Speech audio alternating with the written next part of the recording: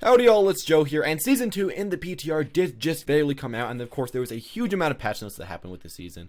Now of course there's a lot of updates in this season, and in this video in particular I'll just be talking about three main things. First off, the new skill tier system, or skill rating, whatever you want to call it. Secondly, how the competitive points will now work, and thirdly, the new map changes that are made in Season 2. And very shortly I will be making a lot of videos on every single character and their specific changes, and then a video on the characters that got, minor changes, for those that want to see those videos. And as well with this video, if I say anything wrong, please tell me in the comment section below and tell me how it really works. This is just how I'm personally thinking that all these changes work and how I really understand them from reading them, but maybe I'm not right in some of these things. I'm not claiming to be 100% correct, just trying to give you guys the information as fast as I can and trying to give it to you as best I can, and of course just with my own opinion along with that.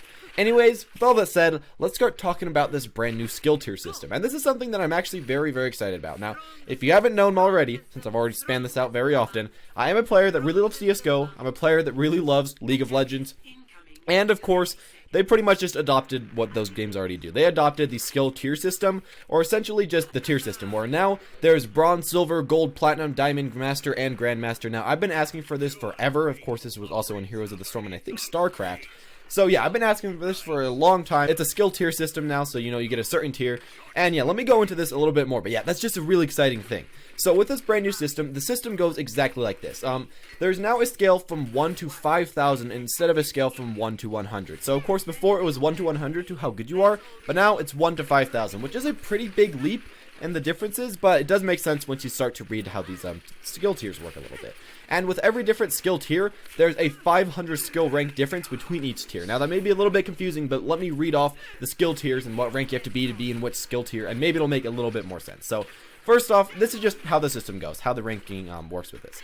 1 to 1,499, if you get that, you're going to be in bronze. If you get 1,500 to 1,099 rating, then you're going to be in silver. And this is, of course, what your skill rating is. And the skill tier is bronze, silver, gold. Skill rating is like 1,500. That's the difference in between these two things. Anyways, if you get 2,000 to 2,499, you're going to be in gold. If you get up to a skill rating of 2,500 to 2,999, you're going to be in platinum. If you get a rating of 3,000 to 3,499, you're going to be getting into diamond. If you get a rating of 3,500 to 3,999, you're going to be in the master tier. And then finally, if you get a rating of 4,000 to 5,000, you're going to be in the grandmaster tier. And of course, 5,000 is the cap of the skill rating in this game. So yeah, that's kind of how the system works. Every 500 skill ranking, you go up a skill tier, and that's pretty cool. At least that's how it works until you get to grandmaster, which has 1,000 different points that you can be in grandmaster. So yeah, overall, that's a pretty cool system, I'd say, and I really like how they have these different tiers. Now, other than that, how do these tiers kind of work? Well, let's say that you're at maybe 1,980. You're just at the very top of silver. Well, let's say you win one game, you get 40 competitive points or whatever,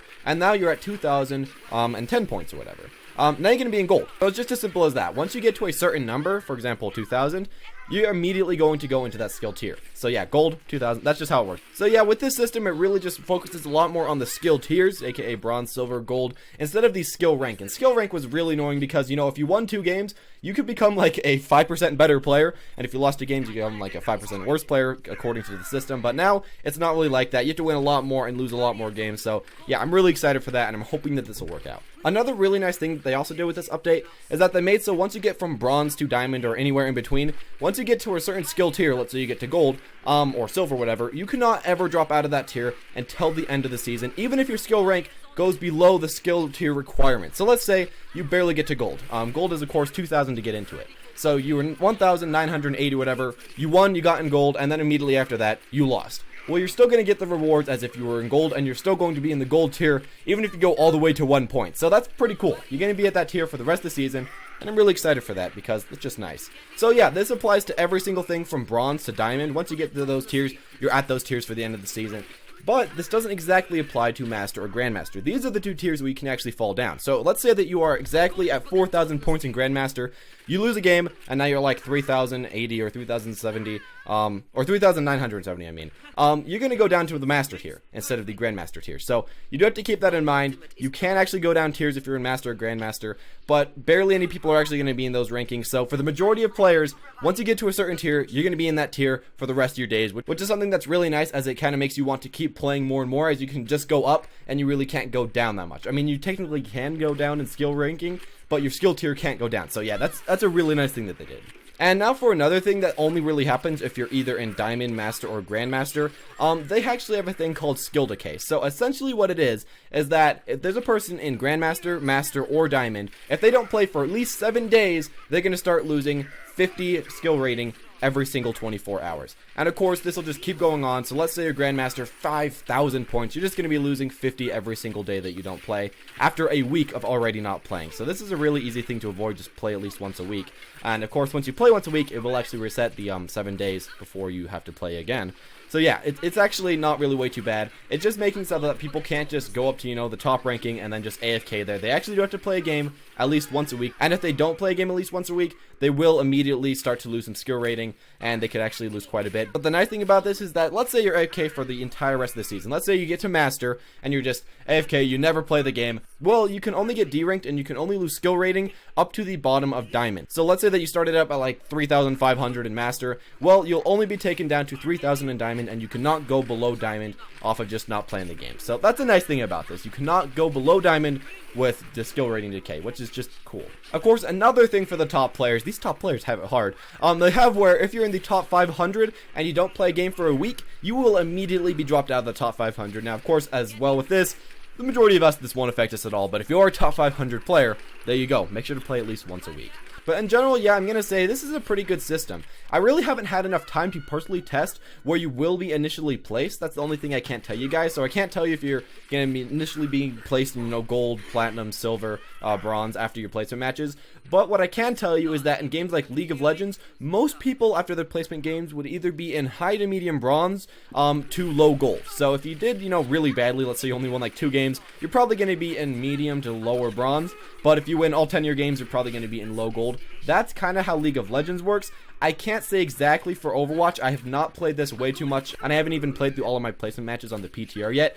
So that's all I can tell you about that. That's where you're probably going to be ending up being placed with this new skill rating system or skill tier system, but I can't say for now. So I can't tell you exactly what you're going to be getting for wins and losses right now. They didn't put that in the patch notes. And one final thing about skill tiers and skill ratings, it seems as if it will not use your previous rank at all to give you an initial boost in skill rank. This is something I was a little bit worried about. So let's say that there's somebody that's level 50 and then there's another person that's level 70. I was afraid that, you know, the level 70 person, once they played all the placement matches, they would pretty much immediately be put in Diamond, and the level 50 person would immediately be put in gold or something like that. That's not how it's going to work. I'm pretty sure. I'm for sure with this. But yeah, what it should probably be is that everyone completely resets their rank. So let's say that you're a player that got like down to rank 30. This is really good for you. You will get a complete rank reset, and then of course you play your placement games and be placed wherever you deserve to be placed off those games. So yeah, that's nice. You're going to be reset, and everyone should be on an equal playing field at the beginning of Season 2. I think that this is how it's going to work. I hope this is how it's going to work. This is kind of how it worked in the majority of other Blizzard games. But I can't say for 100% sure, but this does seem to be how this is actually going to end up working. So yeah, that's essentially all the skill tier system is and all the skill rank system is. There are some other random changes that I want to go over before I talk about the competitive points or the Season 2 changes though. First off, there's not going to be any more sudden death from now on. Praise. No more sudden death, no more coin flip RNG. That's out of the game. Other than that, of course, they also have where you have to play at least 50 games now to be in the top 500 players. There was some weird cases where you'd win all 10 of your games with like Trace or whatever, and then you'd immediately be put in the top 500 players. That doesn't work anymore. Now you have to win all 50 matches, or at least 50 matches to go into the top 500. That's nice. It kind of puts a little barrier where you can't just be placement matched into the top 500. As for another big change, they made so that if you leave a competitive game early now, you'll actually have to play a few quick play games before you can rejoin the competitive matches. Now, they didn't say exactly how many games you have to play, but that's a nice thing. I'm tired of people just joining competitive, you know, getting kicked out or whatever, just leaving, and then immediately joining another game with almost no penalty. Now they at least have to play a few quick play games, so they can't spam that quite as much, even if they keep leaving. So yeah, that's a nice thing. Of course, it's not the worst punishment in the world, but it's okay. I'd say Blizzard said it's okay. And then finally, after that, they say players with more than 500 skill ranking apart, they cannot rank together. So let's say that you are, let's just say for example, you are in silver 1,500 and you have a friend in gold that is exactly 2,000. Well, you can play together. But let's say you're in silver 1,600 and you have a friend in gold 2,400 or something like that.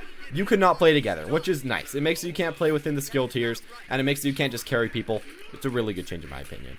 And those are all the random changes. Let's go over how the competitive points work now, though. And this is something that a lot of people have been wondering. And this is just kind of how they work. There really isn't way too much of a change, but it's just kind of like for future changes, I guess. That's kind of how this is working.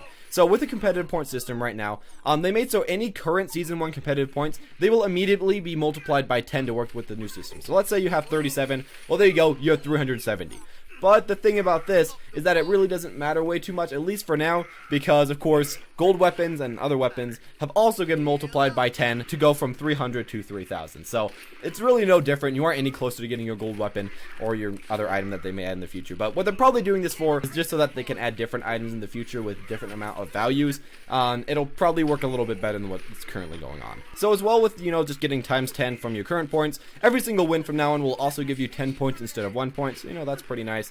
And of course, you can get 3 points for a draw now, which is pretty cool. At least you get something if you get a draw.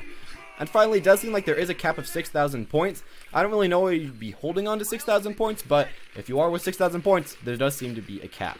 And then of course, if you do get to the end of the season and you do for some reason have 6,000 points, you're still going to be getting your season rewards. It's just a cap for the majority of the time, other than the end of season rewards. I really don't know why this is actually in place. I don't know why you'd even want 6,000 points, but there you go. If you want to hold up that many points, I don't know. But yeah, in general, I just say this competitive point change, it does like really nothing right now, but what it seems to be doing is kind of just setting up for a future shop. So I'm guessing that there'll be a lot more items in the future, maybe some, not skins, but maybe just some cosmetics, like a badge or something that you could buy for a few points. And it's probably just going to be a lot easier to balance. So then, you spend like 100 points, let's say you buy like a watch, I don't know.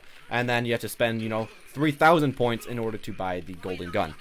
I don't know, maybe something like that. I'm getting that it'll be changed somewhat like that. And yeah, probably this was just changed so that it's easier for Blizzard to balance the price of items. I can't really see much other reason to change this, but that's a pretty good reason, I'd say. So then they can add more items in the future, and I'm really expecting that they probably are going to be adding a lot more items in Season 2. That'd be nice to see a little bit more items. The golden guns are pretty cool, but I like some other stuff too. Now for the last thing to talk about, at least in this video, the map changes for Season 2. There really aren't way too many of these, but there are some nice things about the map changes. So first off, they've now made the time-based system. They added it to Dorado, Hollywood, Kings Road, Numbani, Route 66, and Watchpoint Gibraltar. Now what was the time-based system? Well, it was the thing that was already in Hanamura, Temple of Anubis, and Volskaya Industries, where essentially if you won, you'd use the time from the last time you won to try to help you win the next time. It's a little bit confusing, but yeah, you probably know what the time bank system is. So yeah, they added that to all those maps, and of course, the previous maps that already had time bank, they made a few refinements. They didn't mention exactly what those are in the patch notes, but they made some. Personally, I really like the time bank system. I feel like it's very balanced, very fun, and all the matches go really, really close. And they do take a while, but still, I like them a lot better than just a random coin flip that essentially dooms you or makes you auto-win. I like that a lot more. Time bank, I'm really glad they added that. Another thing to mention is that they also said that the majority of time bank maps did go from 5 minutes to 4 minutes to fit the time bank system a little bit more, so that's a change. I don't really know what to think about that. I guess it'll make the maps a little bit more aggressive. And then finally, Watchpoint Gibraltar lost one of its first points, and that's the final thing I'm going to talk about on this patch notes. So overall, what do I think about the patch, and just in general what I think about the skill tier system, the map changes and the CP changes? Well, the skill tier system, I am super excited about. I love this type of system, and this type of system gets me hyped and makes me want to get to the next skill rating, and this is really easy to know like what you're going to be doing. It's really easy to just know that you're in gold and you really want to get to platinum. It's easy to know that you want to play a few matches and get to platinum. With the current system, the 1 to 100, what the heck is 50 compared to 60? I have no idea, but gold compared to silver, that sounds like something different, and it's something I'm excited for, and it's something that'll probably actually make me play ranked a lot more and try to rank up. I'm hoping to go for that platinum, go for that diamond or anything like that. As well with that, the competitive points, it's a change. It'll probably be really useful in the future, really useful for balancing the cost of items. Doesn't really do anything at all right now, but it's a nice change, and of course having a tie give you a little bit of money, that's nice too, or a bit of CP I should say. And then finally the map changes. I'm glad for time bank. I like time bank. I like stopwatch a little bit more in some cases, but time bank's pretty cool too. So either way, really, I'm just happy that they added this time bank system instead of that sudden death system. And yeah, overall, I just really like this patch. I like what's going on with the Season 2. I'm really excited for Season 2 and, of course, also Season 3 and all the future seasons. This has a lot of really good changes in here. Of course, there's a lot of minor changes that are super useful. In future videos, I will be talking about a lot of character changes, as there were a ton of them that really meant quite a bit for the characters. And then there were a few minor changes that I'll put into just one big video of all the characters' minor changes. But yeah, this season, this update, really cool. I really enjoy it. Please tell me what you guys are thinking about this update in the comment section below. I'm hoping that you guys are as excited for this update as I am. I'm probably going to be playing a lot of it, maybe making a few videos about this. And of course, this is probably going to be the season that people actually start playing ranked a lot more, start getting hyped for ranked, and expect a lot of ranked videos by other YouTubers. Those are going to just start popping up right and left now with this new skill tier system, with these new rankings like Grandmaster, Road to Grandmaster. Expect a ton of those in the future. Anyways, thank you all for watching. Leave a like if you enjoyed this video. I know it was a pretty freaking long video, but it should tell you everything that you should really need to know, and now you don't have to read the patch notes. At least if you just want to know, how the competitive system works. If you want to know all the character changes, read the patch notes. I do recommend always reading the patch notes. Anyways, thank you all for watching. Leave a like if you enjoyed, and as always, have a wonderful day.